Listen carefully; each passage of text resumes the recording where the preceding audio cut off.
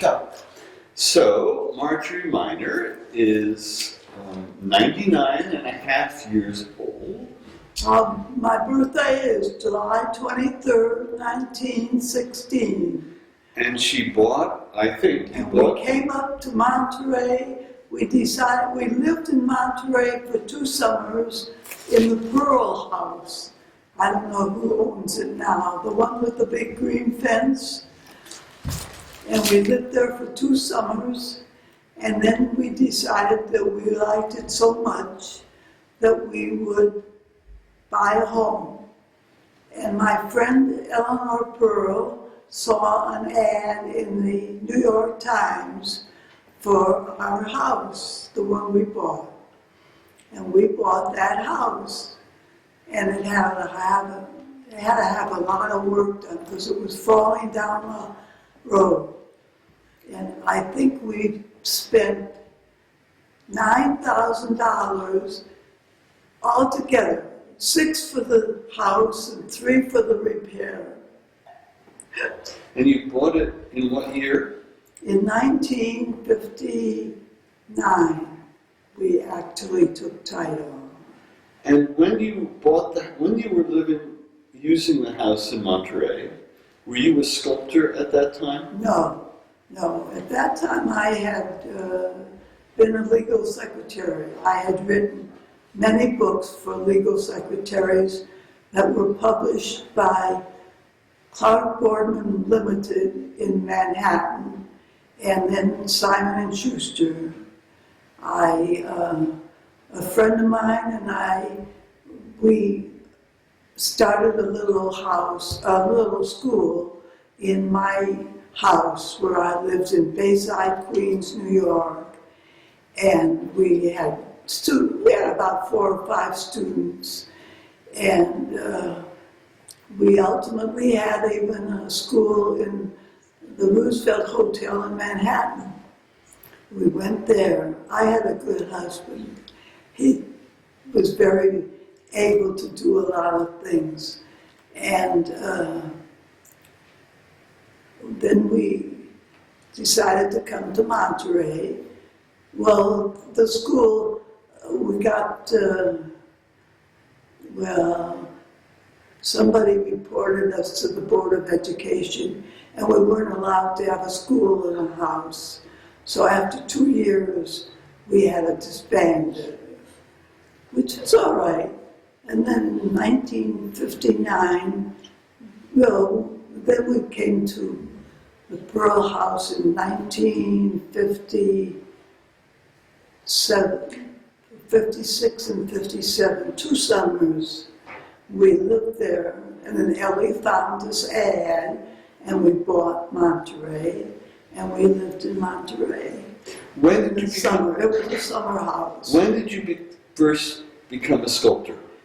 I didn't become a sculptor until my first husband died after 39 years, and I got married to Walter Miner, Dr. Walter Miner, and ultimately we got married in my husband died in 1980, and ultimately I married Dr. Miner in 1983.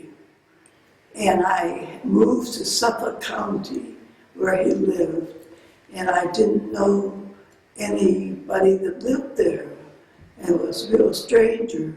So I joined the senior citizens group, and when I went down there, they had a sculptor. They decided to sculpt. I was about 65, 66, and they had a sculpting class. And I fell in love with sculpting, and that's when I started to sculpt. I've been sculpting since I'm maybe 68, 67. Did you do any sculpting here in Monterey? Did you sculpt at all in Monterey? Never. No. Never sculpted in Monterey. That was only a summer place. And Walter and I would come up here, and we took little trips and went to Tanglewood. No, I never sculpted in Monterey. But I was only in Monterey in the summertime, and I sculpted in the winter. And I What did you love about Monterey? Oh, I love Monterey. I love Monterey, every bit of it. Why? What did you love about it? I just loved the area and Tanglewood, and we used to have weekends that we would have music. A lot of friends would come up on weekends, and we would have, my husband put two speakers and a loudspeaker system in our house, and we had music all the time.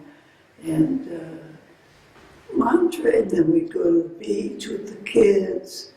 And we had our own private beach too, but Where was your house? a house Your house in Monterey, where is it? 3 miles from here. It's a mile and a half to the Pearl House, and then it was a mile and a half on the left side of the road. It's No, still the right there. side. It's on the right side of the road.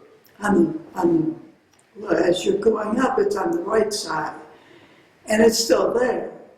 And you still own it. And I still own it, and I pay taxes.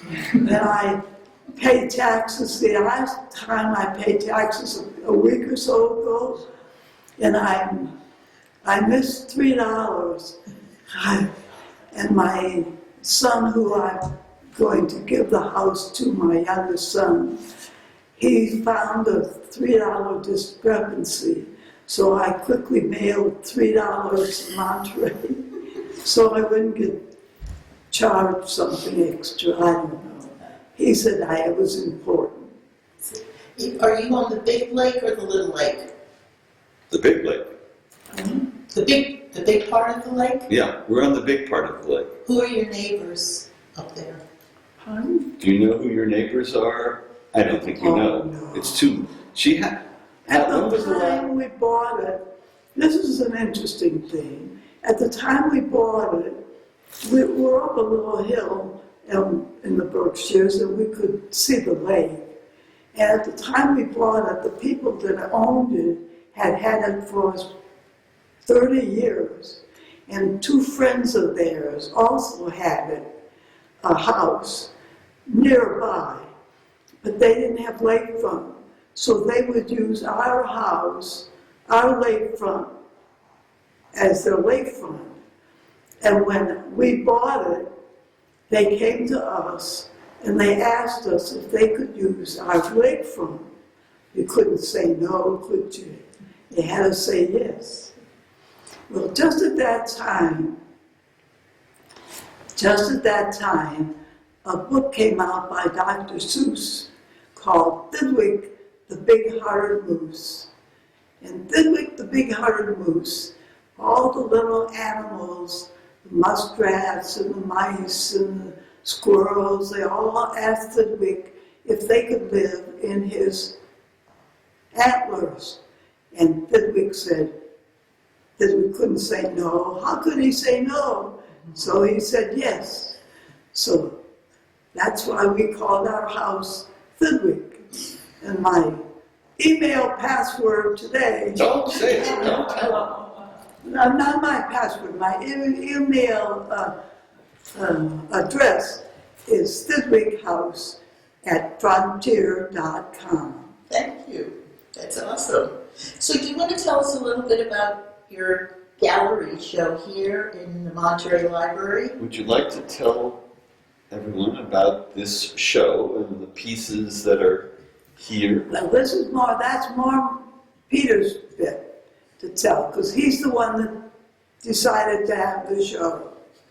So you No, have to ask Peter that. no, you can't. I'm not going to answer. You have to describe. You have here. I know you have many pieces that you made when you were still in Suffolk County, but there are many pieces here, like the circus. I live Renoir. now in a place called Whitney Center in Hamden, Hamden, Connecticut. And Well, these are a lot of sculptures that I've made that I put in on my bag. And and Whitney Center gave me a room with a card table, an art room. And I go in the art room, and I have a little table, and I sculpt there. The art room is also used for people that want to do watercolors, but they have their own tables. But my table is there in the art room, and that's where I sculpt now.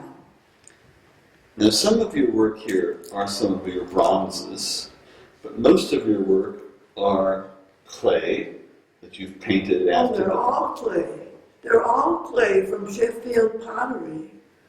Sheffield pottery, yeah. Oh, So it comes from Sheffield pottery. Sure, I get 25 pounds of clay, or Peter gets 25 pounds of clay. That's where my clay comes from. And where do you fire it? It's fired by a man that I met when I first moved to Connecticut, who has a kiln. He's a potter, and he has this kiln, big walk-in closet kiln, and he fires all my pieces for me, and doesn't charge me a penny for anything that I fire. And his name is Maish Dickman. And Maish also is an entomologist for the Peabody Museum in Hamden. And right this minute, he's in South America, nice and warm, collecting bugs and butterflies and beetles. And that's where and he does all my firing for me. And where do you get your ideas for all these sculptures? Just in books, magazines, just wherever I see something. New York Times is when I saw the ring. You don't have that here. No, but I think you saw this one. That one, I think you saw this one in the New York Times, didn't you? I might have, I don't remember. But the man with the fiddle is a professor of music. He's, what's his name? Willie Ruff. Willie Ruff, professor of music at Yale. And at one time, when I first moved to Whitney Center, I was program chairman. And he came as a program. And I took his picture, and that's when I did his sculpture with the bass fiddle. I don't know where Willie Ruff is today. He's around. He's still around. Because someone said that they knew where he was, but I don't remember. Marjorie, I want to get you back to talking a bit about Monterey.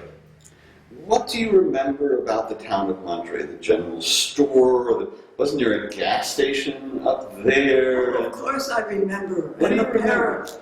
The gas station was owned by a man who had a parrot, a big parrot, and the parrot would always talk to you.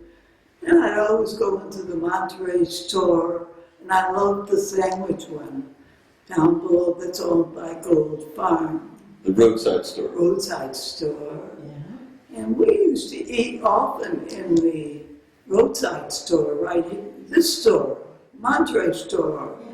We would eat. And Ellie and I drove, I had my car. And when Ellie and I lived in Monterey, we used to enter we go to all the antique shops. Every antique shop was available. That's fabulous. But also I remember I came up here with my second husband, Walter, right after the tornado, and saw all those terrible trees that were cut in half. And Pretty scary. we ate quite often in the restaurant. Do you remember the French restaurant? Sun Inside? Oh, Sun Inside. You remember that? He was a Oh, I sculptor. ate in Sun Inside. In fact, I bought a wooden statue in Sun Inside. He was a sculptor. Yeah. He was a sculptor. Fred Lancome. Fred. Fred Lancome. Yeah. Sure. I have that at home. Sure. Did you go to We auctions? used to eat that in that restaurant New Marlboro? New Marlboro, up on the hill, Yeah. which was owned by this husband and wife. And we would eat there almost every weekend.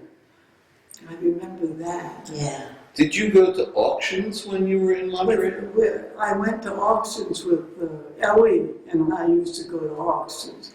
And then when we bought the house, we used to go to auctions. We once bought a lady who we called Arabelle, and she's still in Monterey, and she had an umbrella. And at that auction, all three sons of mine went to the auction, but we all sat in different places. And when she came up for sale, we all raised our hands and we all yelled $8. Do you remember that? I remember very distinctly. We all yelled $8, and we bought her for $8. And the auctioneer said to me, "Aren't you people related?" It's still there. That's that old model. It was an old kind of mannequin dressed in a Victorian outfit. With a big umbrella. And she's still up on the floor, on the balcony, watching And over. we called her Arabella. She's still there. And And I bought you also bought a sleigh, didn't you? An old sled I don't remember that. that's on your porch. Oh, a big, you mean the sled? A big wagon sleigh. Oh, yes, it's on the porch there. I bought at one of the antique shops, I bought an oval table. Oak. Do you still have that? Where is it? I don't know. What did you do with I don't know, it? but you bought a witch's ball somewhere. That's Simone's well. What did you do with that oak? I don't know. Peter, that's terrible. Because it was all engraved with a cat. Oh, I still have that. Well, that's the one. Yeah, now, where is that? The oak, the round oak Yeah. table. It's a chair table. And the top of it goes back and you sit in it. Where is that? And the back of the table has a big cat. You must have that. I do, I just don't remember. It's maybe I have it or maybe I gave it to Katie and Nate. I'm not sure, but we have it still. I don't know, but it's a valuable table. It was solid oak. Yeah. And I got it for $8. I remember that. So are you looking forward to this exhibit that they have of your work? Are you looking forward to this exhibition? Yes, I am. I'm looking at it right now. And I'm seeing it. A lot of them I made, most of them I made at Whitney Center. In fact, all of them. Not all. Some of them are my imagination. The boy with the gloves is a postcard. And a lot of them are Norman Rockwell. Where did you make this one? This is a bronze. Oh, that I made in class, in one of my classes. And I used a wire to make that. I don't do that anymore. Why not? Why don't you do that It's anymore? too difficult. That I got an award for. And I remember I got $25. Let's see. That was my award. And do you remember this one? Well, that one I made here not so long ago, maybe 2 years ago. And that was out of my own head. I had been to a circus and loved the circus, and that I made out of my own head. I just made it. Okay. But a lot of my things are from Norman Rockwell. Now, the boy that's sitting with the hat on a pole, That's a Norman Rockwell. And his girlfriends threw him out of the house, and he landed on the pavement with his back toward the pole. That's the one. And the hats. And I had to go to a florist to find a piece of slate to put him on. It's beautiful. So now, One more thing. Peter, Yeah. and the girl was exercising, that they exercise all the time at my retirement community, so I saw them exercise, and so I did that. That's the one I did that. Just copy it. just, yeah. Okay. He's a wonderful spirit. Do you want to stop now? And the singing lady I saw on television, somebody singing, and so I just copied it. I use my email and I search On the internet. on the internet. Yeah. Do you want to, what do you want to do? Would you like to continue or? I just wanted to sort of wrap it up with just her, some way that you could talk about And how one her of them- spirit is just One so. of them is the screen. Hello, Ken.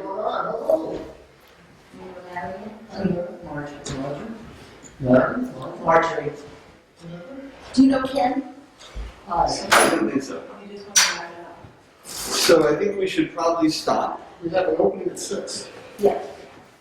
What would you like to ask? I don't know, I was just gonna say that we didn't get her, did we get her age? We didn't get her age and spirit, you know, it's like her uplifting spirit is in all of the work, so I wanted to just, her positive spirit and her age. You're 99 and a half, correct? July 23rd, I'll be 100. And where do you get all this energy? This spirit? It's all genes and luck. I had an aunt that lived, one aunt that lived to be 104. But I don't want to live that long. Okay. Thank you so much, Marjorie. Have a wonderful show. Thank you.